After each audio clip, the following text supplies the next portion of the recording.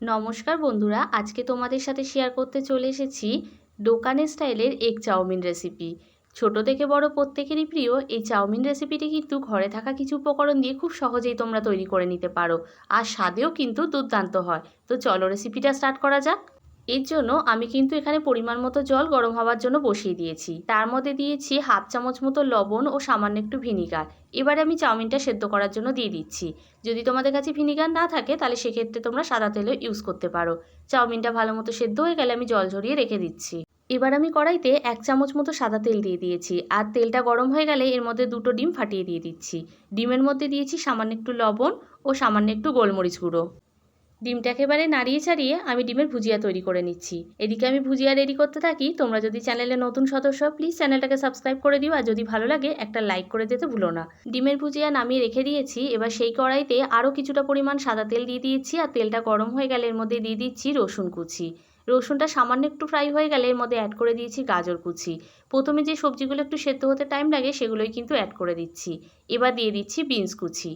এবার গাজর আর বিনস কুচিটাকে অল্প আঁচে রেখে 3 থেকে 4 মিনিটের জন্য কিন্তু আমি ফ্রাই করে নিয়েছি, যাতে ভালো মতো সেদ্ধ হয়ে যায়। এরপর অ্যাড করে দেবো এর মধ্যে একটা বড় সাইজের পেঁয়াজ কুচি। এছাড়াও দিয়েছি লঙ্কা কুচি। ঝালটা তোমরা তোমাদের স্বাদ অনুযায়ী অ্যাড করতে পারো। এছাড়াও তোমরা যদি চাও তোমাদের পছন্দ মতো সবজি কিন্তু এখানে অ্যাড করে দিতে পারো। আমার কাছে যেটুকু অ্যাভেলেবেল ছিল সেই অনুযায়ী কিন্তু আমি এখানে অ্যাড করে দিয়েছি। পেঁয়াজটা দেওয়ার পরে আর বেশিক্ষণ কিন্তু ভাজার প্রয়োজন নেই। এবার আমি এর মধ্যে অ্যাড করে দিচ্ছি গোলমরিচ গুঁড়ো ও স্বাদ অনুযায়ী লবণ। সব কিছু একবার ভালো করে মিক্স করে নিয়ে এর মধ্যে এবার দিয়ে দিচ্ছি আগে থেকে সেদ্ধ করে রাখা চাউমিন। আর চাউমিনটা দেখো কতটা ঝরঝরে হয়েছে। এরকম যদি চাও অবশ্যই কিন্তু পারলে ভিনিগার অ্যাড করো।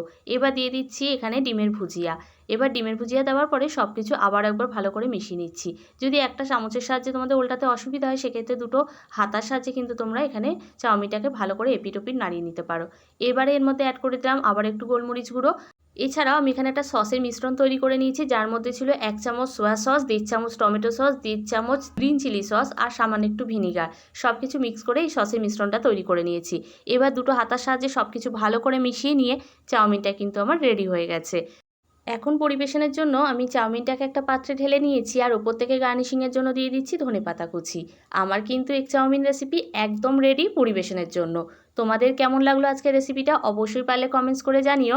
আর যদি ভালো লেগে থাকে একটা লাইক করে দিও, আর চ্যানেলটাকে সাবস্ক্রাইব করে দিও। পারলে বন্ধুদের মধ্যে শেয়ার করে দিও। যদি ফেসবুক পেজ থেকে দেখে থাকো তাহলে কিন্তু ফলো করে দিতে ভুলো না। আজকের রেসিপিটা তাহলে এখানেই শেষ করছি। দেখা হবে নতুন একটা দিনে নতুন একটা রেসিপির সঙ্গে। আর হ্যাঁ, তোমরা কোথা থেকে কে ভিডিওটা দেখছো অবশ্যই কিন্তু সেটাও কমেন্টস করো।